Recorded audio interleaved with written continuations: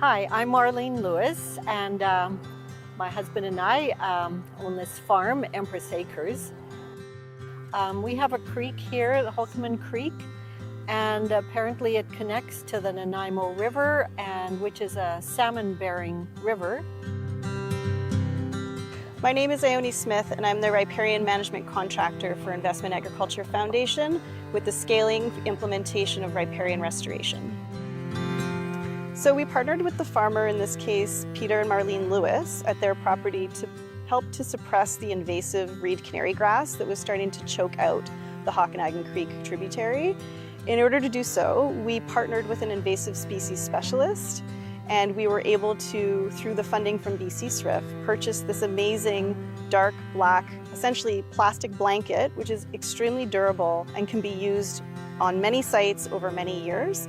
And so the process involves cutting down the reed canary grass, placing the black cover over it, and leaving it in place for several months until the root system starts to decompose. Then the cover will be removed and the reed canary grass will be replaced with native species at a very high density in order to outcompete the reed canary grass.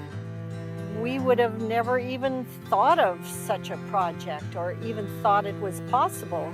And to restore the health of the creek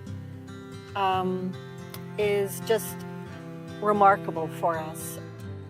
Oftentimes funders are funding big projects either outside of private land areas or not necessarily directly with the farming community. By bringing the farming community to the forefront as clear partners in ensuring that watercourses are restored for salmon habitat is an extremely important way to move forward with restoration in the Lower Mainland, on Vancouver Island, and all over the province. And I think that funders are starting to see the real benefits that those partnerships can prove. Many times farmers want to be able to do the right thing, but they don't have the time and they don't have the resources.